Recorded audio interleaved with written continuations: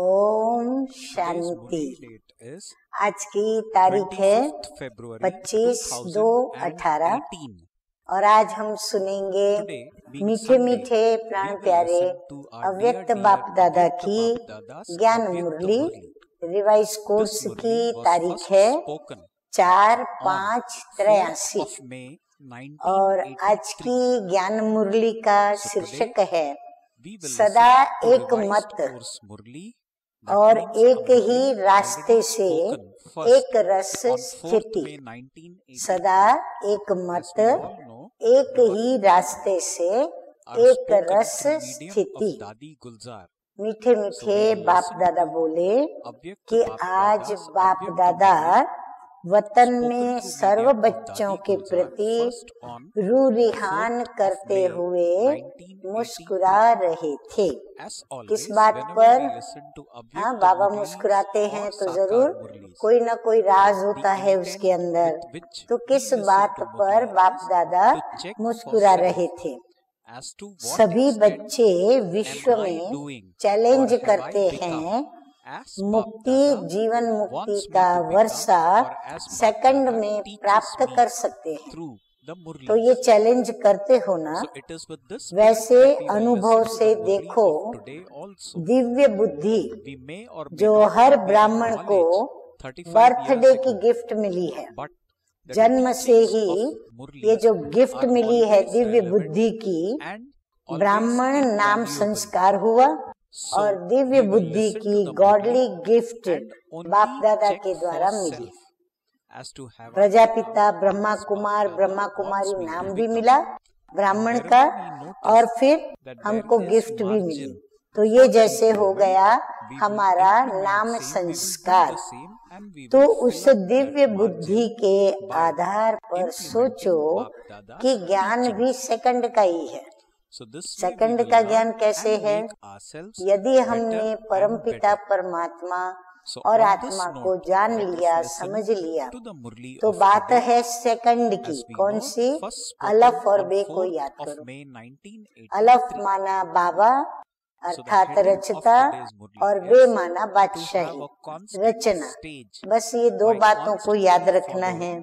तो रचयिता और रचना, अलफ और बे।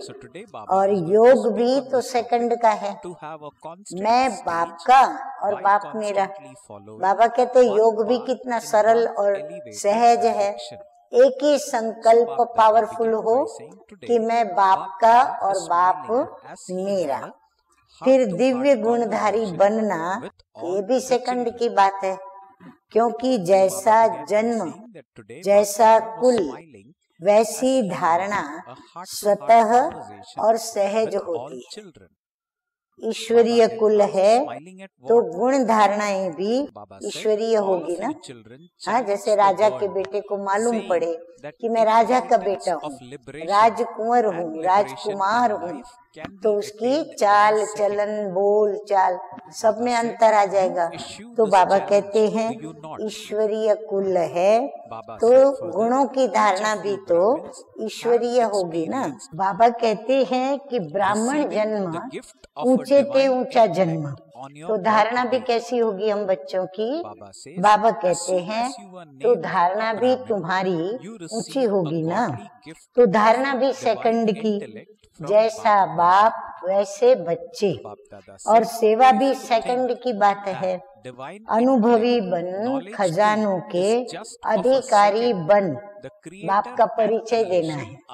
जो अपने पास है वो दूसरों को देना सेकंड की और सहज बात है ना।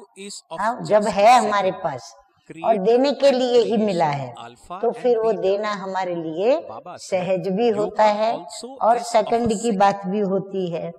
तो बाप दादा देख रहे थे कि सेकंड की बात में इतना समय चलते हुए, चाहे 2 मास के ब्राह्मण हैं वह बहुत समय के ब्राह्मण हैं। ब्राह्मण अर्थात सेकंड में वर्षे के अधिकारी। तो सेकंड के अधिकारी फिर अधीन क्यों बन जाते हैं? जब हम मालिक हैं, अधिकार है हमारा, तो बाबा कहते हैं फिर अधीन क्यों हो जाते किसी के? क्या अपने अधिकार के स्थिति रूपी सीट पर सेट होना नहीं आता?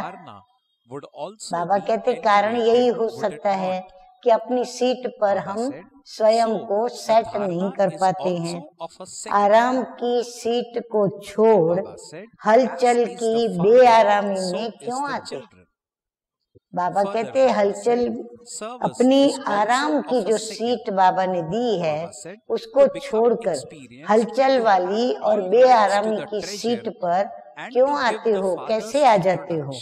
सीट छोड़ते क्यों हो जो बार बार सेट होने की मेहनत करते? बाबा कहते सीट ही मत छोड़ो जो फिर बार बार मेहनत करनी पड़े। श्रेष्ठ सीट अर्थात स्थिति पर सेट होने से अधिकारपन की अथॉरिटी है। बाबा कहते हैं अगर आप अपनी जो श्रेष्ठ सीट मिली है उस पर यदि आप सेट हो तो इसका मतलब क्या हुआ कि आप अधिकारीपन की अथॉरिटी यानी सत्ता वाले हो। जब सीट छोड़ दो तो अथॉरिटी कहाँ से आई? सीट नहीं तो अथॉरिटी भी नहीं मिलेगी। अथॉरिटी मिलती है किसी न किसी जिम्मेवारी को लेने से। तो बाबा कहते हैं अधिकारी बनो तो आपको अथॉरिटी भी मिलेगी। सीट से उतर अपनी शक्तियों को ऑर्डर करते, इसीलिए वो ऑर्डर मानती नहीं। देखो सत्ता पे रहकर किसी को ऑर्डर करे तो तुरंत उनको मानना पड़े, परंतु सीट पर हम नहीं और हम किसी को ऑर्डर करें तो वो कैसे मानेंगे? फिर सोचते हैं कि हूँ तो मास्टर सर्वशक्तिमान, लेकिन शक्तियाँ मेरी काम नहीं करती। फिर वो सोचते हैं कि मैं हूँ तो सीट पर, मैं अधिकारी हूँ, परंतु सीट से जब नीचे उतर आते हैं तो ये भूल जाते हैं कि हम सीट से नीचे उतर आए हैं। तो जब सीट से नीचे उतर आते हैं तो शक्तियाँ भी हमारा कहना मानती नहीं है। फिर सर्वशक्तिमान जो हमें शक्तियाँ देते हैं उनका भी वो अनादर करती हैं। क्या दास का ऑर्डर दास मानेगा व मालिक का ऑर्डर दास मानेगा? स्वाभाविक है, मालिक ऑर्डर देगा तो दास मानेगा। और फिर चेहरा क्या बन जाता? ऑर्डर नहीं मानते तो चेहरा कैसा बनता, और मानते तो चेहरा कैसा बनता? जैसे कमजोर शरीर वाले का चेहरा पीला हो जाता क्योंकि वह खून की शक्ति नहीं। फिर ऐसी कमजोर आत्मा उदास बन जाती, फिर वो आत्मा में उदासी आती। ज्ञान भी सुनेगा, सेवा भी करेगा, लेकिन उदास रूप में, लेकिन उसका अंदर में मन उदास उदास होगा। करने के खातिर करेगा, मजबूरी से करेगा, तो खुशी की शक्ति, सर्व प्राप्तियों की शक्ति खत्म हो जाती। ऐसों को फिर अनुभव भी नहीं होगा, न खुशी का अनुभव होगा, न कुछ जमा करने का अनुभव होगा। दास सदा उदास ही रहेगा।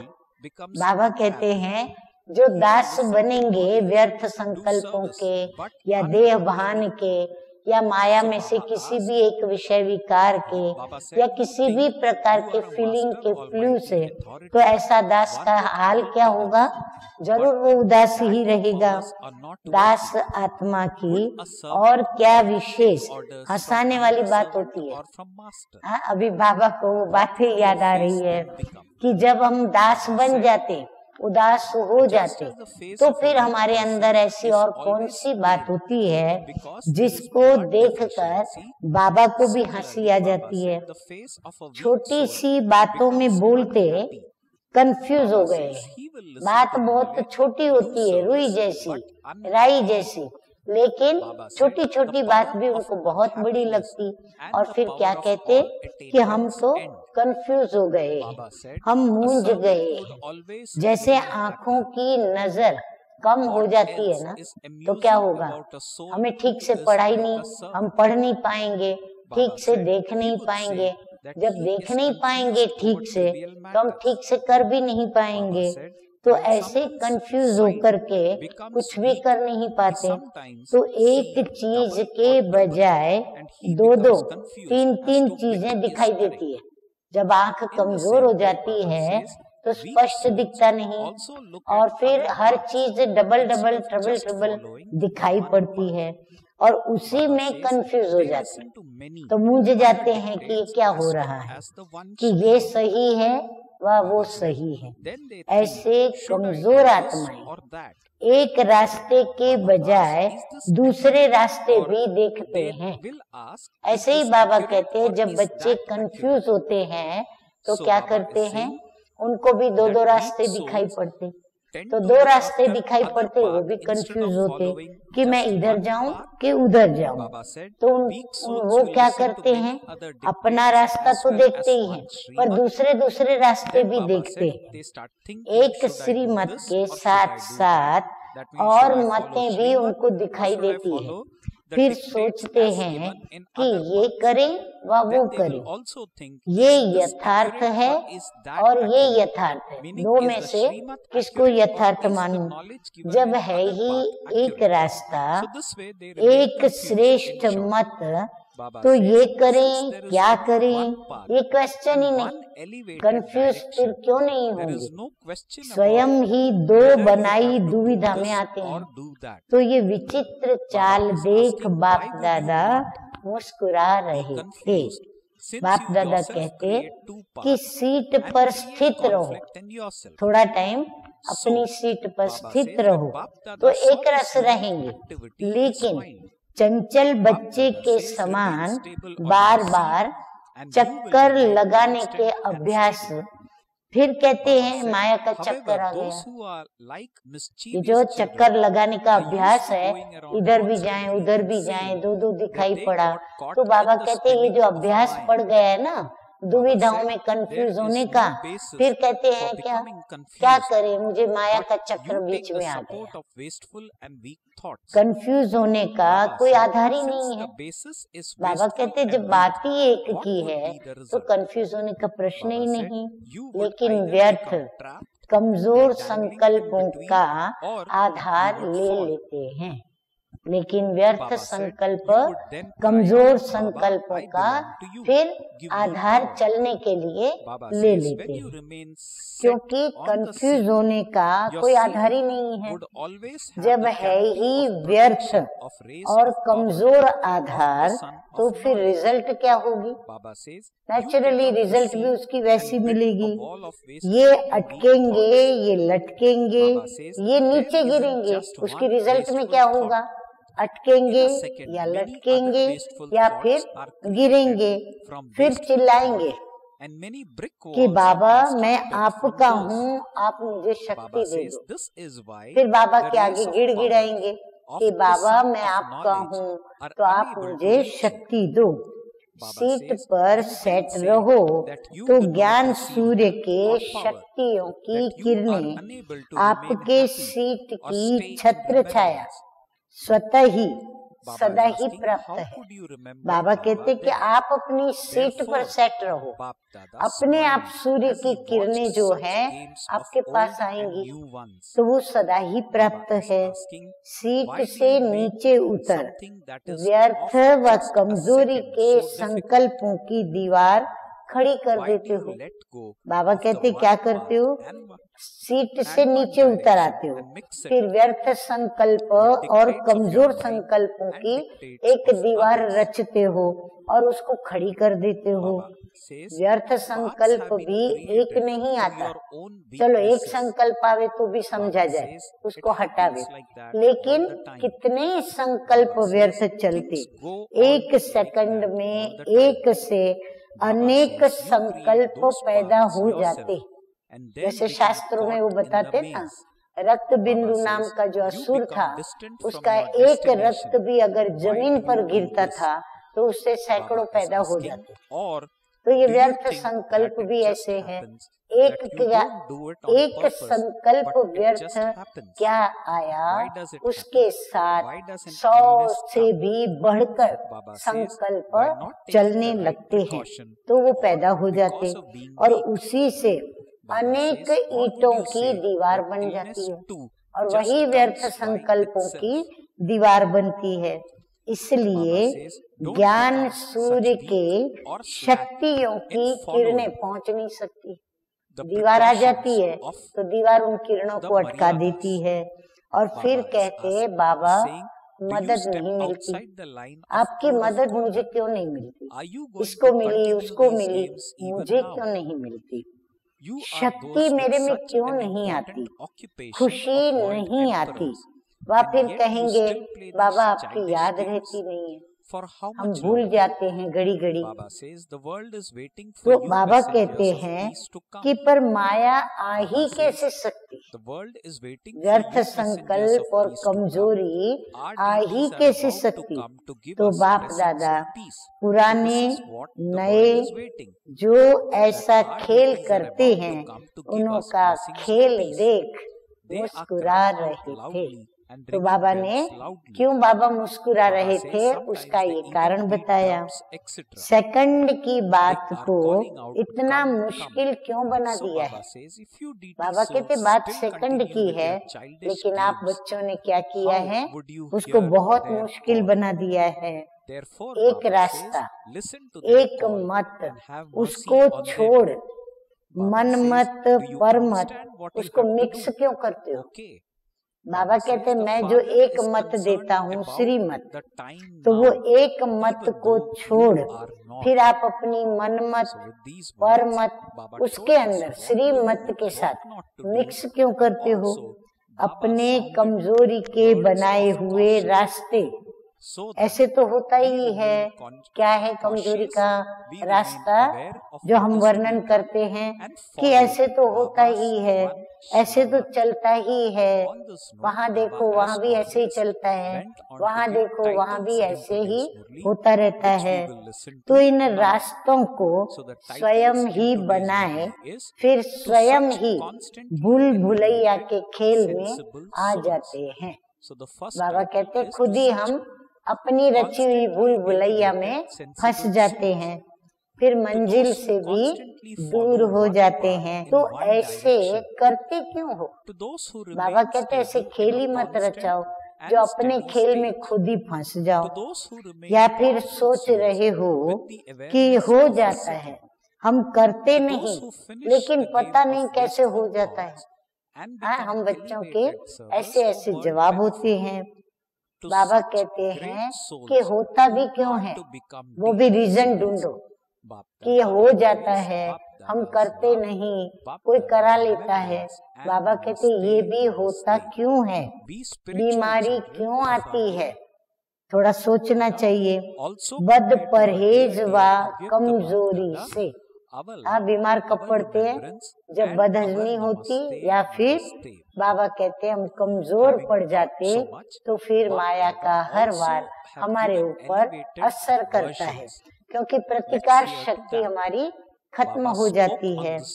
वह ये कहेंगे कि बीमारी आ जाती है, बाबा कहते हैं आप उसको समाप्त करोगे या फिर प्रश्न करोगे। इसीलिए न कमजोर बनो न मर्यादाओं की परहेज से व मर्यादाओं की लकीर से बाहर आओ। बाहर आते हो तो रावण उठा के ले जाता है, पर लकीर के अंदर रहेंगे तो सेफ रहेंगे। क्या अभी तक यही खेल करने हैं।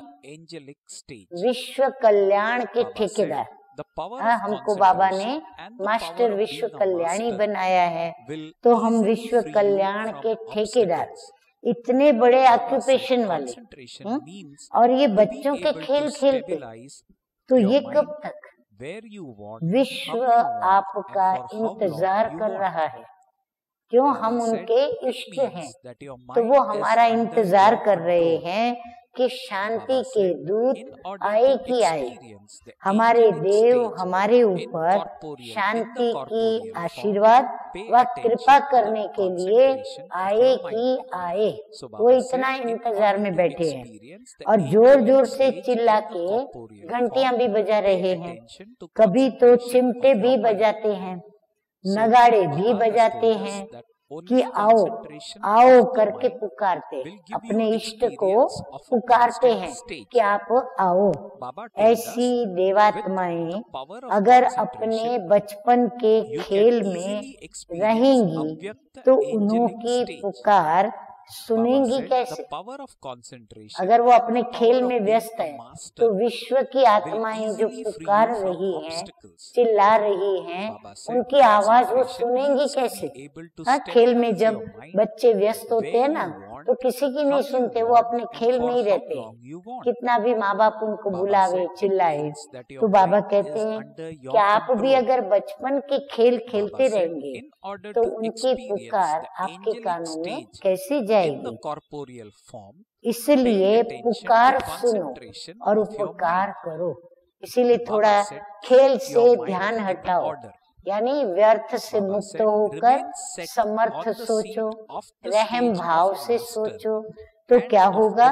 उनकी पुकार आपको सुनाई पड़ेगी और फिर पुकार सुन करके जिसका जैसा दुख वैसा उनका आप मिटाएंगे और उनके ऊपर उपकार भी करेंगे। तो समझा क्या करना है? अच्छा, बाप को भी समय का ख्याल रहता, हाँ, बाप को भी रखना पड़ता, तो बाप भी समय का ख्याल रखता, आप लोग नहीं रखते। बाबा कहते आप लोग समय को इतना रिस्पेक्ट नहीं देते हो, समय का ख्याल नहीं रखते हो। अच्छा, ऐसे सदा श्रेष्ठ समझदार, सदा एक मत, एक रास्ते पर चलने वाले, एक रस स्थिति में स्थित होने वाले, सदा सेकंड के अधिकारी, स्मृति में रख समर्थ आत्मा रहने वाले और व्यर्थ संकल्पों के खेल को समाप्त कर विश्व कल्याण के श्रेष्ठ सेवाधारी ऐसी महान आत्माओं को, देवात्माओं को बाप दादा का याद प्यार और नमस्ते। हम रूहानी बच्चों का रूहानी बाप दादा को याद प्यार, गुड मॉर्निंग और नमस्ते नमस्ते। मन को कंट्रोल कर एकाग्रता की शक्ति बढ़ाओ। बाबा कहते हैं कि मन की एकाग्रता ही एक रस स्थिति का अनुभव कराएगी। अगर हमारा मन कंट्रोल में होगा, व्यर्थ चलेगा नहीं, नकारात्मक चलेगा नहीं, तो मन बड़ा शांत होगा। और शांत मन हर प्रकार के जो एक रस स्थिति के रस हैं वो एक में कैसे आ जाते हैं वो अनुभव कराएगा। एकाग्रता की शक्ति के द्वारा अव्यक्त फरिश्ता स्थिति का सहज अनुभव कर सकेंगे। एकाग्रता की शक्ति मालिकपन की शक्ति सहज और निर्विघ्न बना देगी। एकाग्रता की शक्ति माना मालिकपन की शक्ति, वो क्या करेगी? हमें सहज ही जीवन के अंदर आने वाले विघ्नों से क्या करेगी? निर्विघ्न बना देगी। एकाग्रता अर्थात मन को जहाँ चाहो, जैसे चाहो, जितना समय चाहो उतना समय उसे एकाग्र करो। मन वश में हो, साकार रूप में फरिश्ता स्थिति का अनुभव करने के लिए मन की एकाग्रता पर अटेंशन दो। ऑर्डर से मन को चलाओ। बाबा कहते मालिक बन करके कर्मेंद्रियों को चलाओ। तो ये जो मन बुद्धि संस्कार हैं उनको भी ऑर्डर से चलाओ। मालिकपन के स्टेज की सीट पर भिन्न भिन्न श्रेष्ठ स्थितियों की सीट पर सेट रहो। बाबा कहते आप अपने को सेट रखो भिन्न भिन्न शक्तियों में। मन में जब कोई कमजोर संकल्प उत्पन्न हो तो उसे वहां ही खत्म कर शक्तिशाली बनो। बाबा कहते उसको पालना मत दो, उसकी मेहमान नवाजी नहीं करो। यहाँ संकल्प उठा यहाँ महसूस हुआ तो हम उसी ही घड़ी उसका फैसला कर दें, वो संकल्प को हम खत्म कर दें, इतने हम शक्तिशाली बन जाएं। संकल्प रूपी फाउंडेशन को मजबूत बनाओ, तब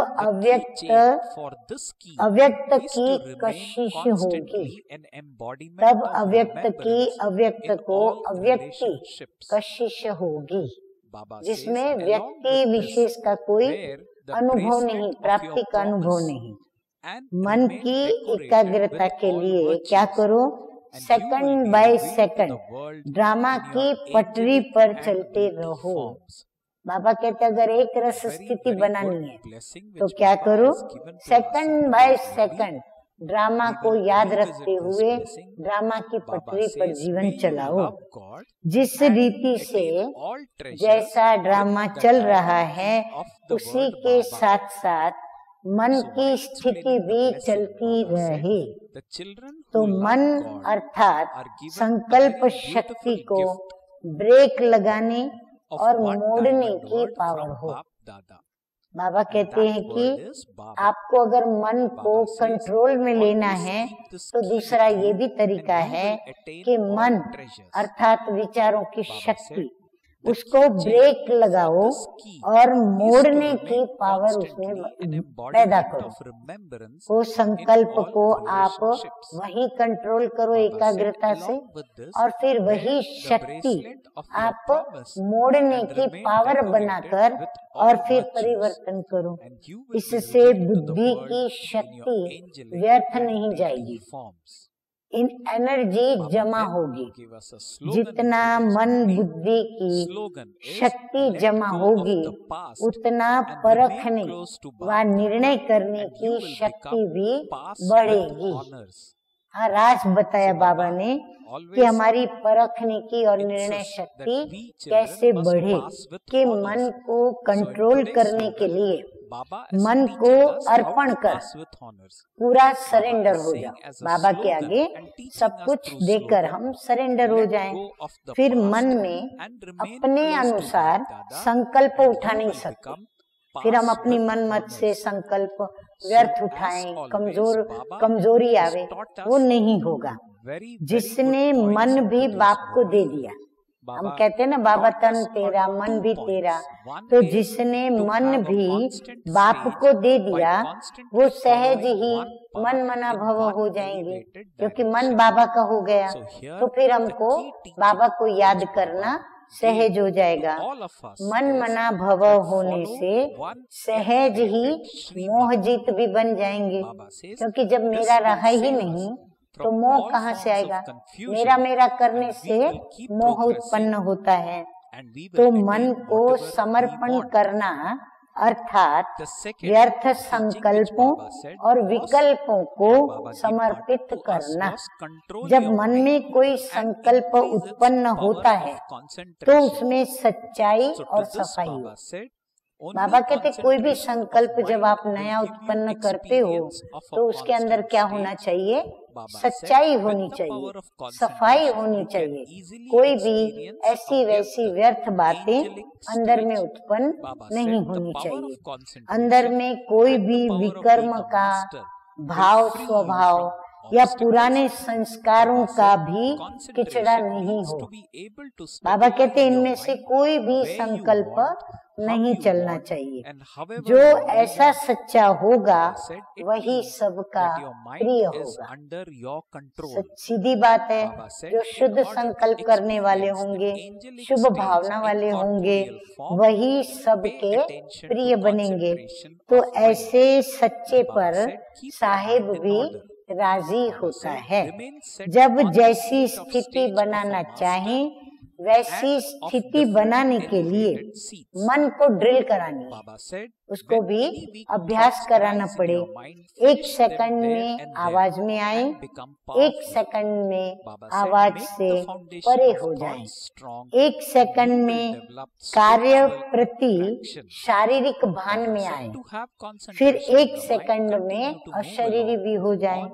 जब ये ड्रिल पक्की हो तब हर परिस्थिति का सामना कर सकेंगे। अच्छा, तो आज का वरदान है बाबा शब्द की, डायमंड की, हीरों से बनी हुई चाबी। तो बाबा शब्द की, डायमंड की द्वारा सर्व खजाने प्राप्त करने वाले परमात्म स्नेही भव। मीठे मीठे बाप दादा कहते हैं, जो परमात्म स्नेही बच्चे हैं उन्हें बाप दादा एक डायमंड शब्द की बहुत बढ़िया सौगात देते हैं। किसको?